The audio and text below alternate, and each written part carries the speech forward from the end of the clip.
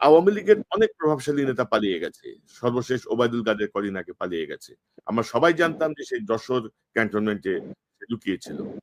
৬২৭ জনকে আমাদের সেনাবাহিনী আশ্রয় দিল। তার মধ্যে হঠাৎ করে বলল যে ৬২১ জনকে তারা ছেড়ে দিয়েছে। এই ৬২৭ জন কারা? কিভাবে গেল? আপনাদের সম্মতি ছিল কিনা? আপনারা এই ব্যাপারে কোন অনুসন্ধান করেছেন কিনা? আপনাদের বিশ্লেষণ, আপনাদের পর্যবেক্ষণ কি? না, পুরো বিষয়টা আসলে হয়েছে আমাদের গভর্নমেন্ট টেক ওভারের আগেই। আমরা তো এই গভর্নমেন্ট টেক ওভার করেছে ৮ই অগাস্ট রাতে।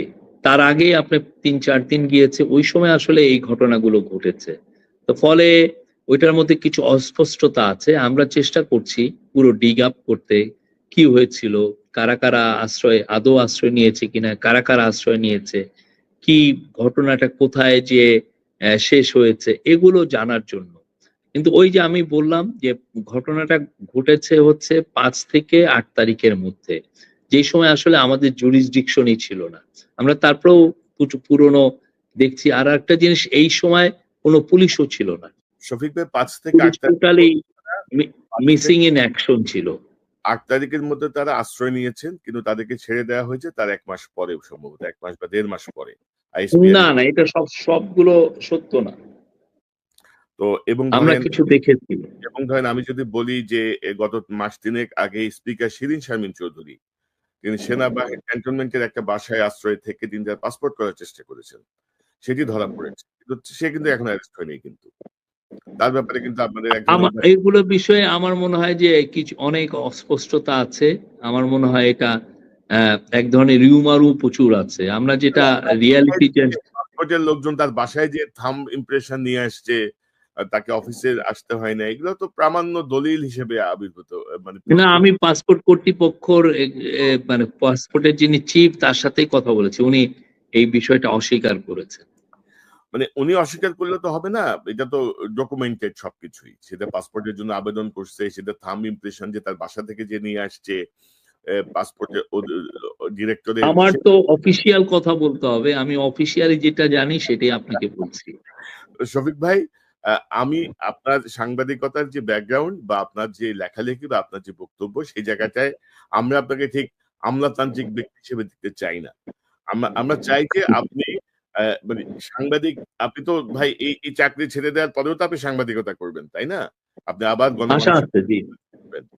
তো সেই জায়গাটায় আপনি তো শেষ হয়ে যাবেন ভাই। আপনার কাছ থেকে তো আর সত্য কথা পাবো না। আপনি আমলাতান্ত্রিক পড়ে যাবেন। সো আমি অনুরোধ করব আপনাকে যে ৬২৭ জনের একটা তালিকার ব্যাপারে আমরা জানতে চাই। এবং এখনো আমি জানি, আমার সোর্স আমাকে ইনফর্ম করছে, এখনো অনেকেই তাদের শেল্টারে আছেন। ওবায়দুল কাদের চলে যাওয়ার ব্যাপারটা নিয়ে পত্রিকায় নিউজ হলো। আপনারা কি অনুসন্ধান করছিলেন যে ওবায়দুল কাদের কোথায় ছিল, কিভাবে পালালো, কে হেল্প করলো? এটার বিষয়ে যথেষ্ট ধোঁয়াশা আছে। বাট আমরা মানে আহ, যেটা পত্রিকায় আসছে সেরকমই আমরা শুনেছি। এখন ধরেন ওরা ১৫, ১৬, ১৭ বছর ছিল, তাদের তো একটা বড় একটা নেটওয়ার্ক আছে, ঠিক না?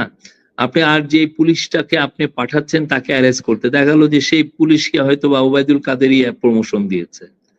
তো এই জিনিসগুলো তো বললাম না, আমরা এসে তো আমাদের মতো করে লোক পাওয়া, তাকে আমার মতো করে তৈরি করা, এটা ইট টেকস টাইম।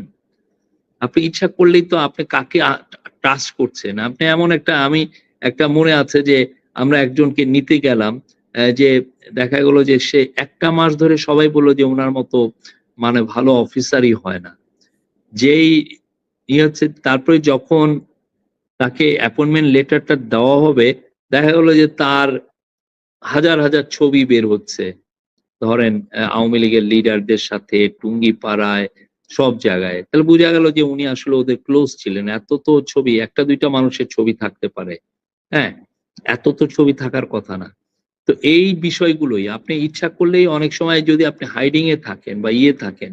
আর পুলিশের তো ধরেন বিশাল একটা গ্রুপই হচ্ছে হলো ছাত্রলীগ থেকে আসছে। আমরা এসে বের করতে তো হচ্ছে যে কারা ছাত্রলীগে ছিলেন। অনেকে আবার শত্রুতামূলকভাবে বলেও দিচ্ছে উনি ছাত্রলীগ করতেন। আদৌ করতেন কিনা সেটাও তো আমার বের করে। আবার যাকে দিয়ে আমি কনফার্ম করাবো সেই জায়গার যে এনএসআই এর লোকগুলো, এনএসআই দেখা যাচ্ছে যে পুরো আওয়ামী লীগ আমলে যতগুলো এনএসআই নেওয়া হয়েছে বেশিরভাগই হচ্ছে ছাত্রলীগ থেকে। তো এই যে আমরা যে কত টাফ ওয়েতে কাজ করতে হচ্ছে, প্রতি পদে পদে আমাকে দেখতে হচ্ছে যে এই যে এইগুলো ঠিক আছে কিনা, আমরা ভেরিফিকেশন যে আমি করছি সেটা ঠিক কিনা। তবে শফিক ভাই, ওই যে আমি একটু দ্বিমত পোষণ করি কি, ধরেন প্রথম রাতে বেড়াল মারার একটা ব্যাপার থাকে না, ওইটা মারতে আপনারা ব্যর্থ হয়েছেন আসলে। প্রথম রাতে বেড়াল না, না, আমি আমি আমি এটা প্রথম রাতে বেড়াল মারা বিয়ের ক্ষেত্রে হইতে পারে, বাট গভর্নমেন্ট চালানো তো হয় না। মানে একটা এ- এ- এরকম রক্তের বিনিময়ে, এত জীবনের বিনিময়ে যে সরকার, সেই সরকারের যে প্রভাবটা বা যে স্ট্রেংথটা দেখানো দরকার ছিল, সেটি আপনারা দেখাতে ব্যর্থ হয়েছেন। আমি সরি টু সে। না, আপনারা প্রথম রাতে বিড়াল মারা মানে হচ্ছে যে ওকে, আপনি উপরের 10,000 অফিসারকে আমি রিটায়ারমেন্টে পাঠিয়ে দিলাম, ঠিক আছে, কিন্তু আমার তো প্রশাসন চলতে হবে। আবার এই যে আমি 10,000-এর মধ্যে সবাই যে আওয়ামী লীগার ছিল তাও তো না, আমি তো অন্যায়ও হয়ে যেতে পারে। আমি সেটি একটা বলছি। গভর্নমেন্টের একজন প্রধান যখন ডিসিশন নেন, তার একটা ইম্পর্টেন্ট কনসিডারেশন থাকে, আমি কি অন্যায় করছি কিনা এই লোকের সাথে। বলছি না যে আপনাকে 10,000 লোককে বিদায় করতে হবে। গত 16 বছরে যারা এই প্রশাসনে, পুলিশে, আর্মিতে কাজ করেছেন, তারা হাসিনার অর্ডার মানতে বাধ্য। হাসিনা যা বলেছে করতে হবে। কিন্তু আমরা বাছাই করব যে কারা মিসইউজ করছে পাওয়ারের, কারা লুটপাট করছে, কারা দুর্নীতি করছে, তাদেরকে আইডেন্টিফাই করা। তা সেটা বের করাও তো আপনার ইনভেস্টিগেশন করতে হয়।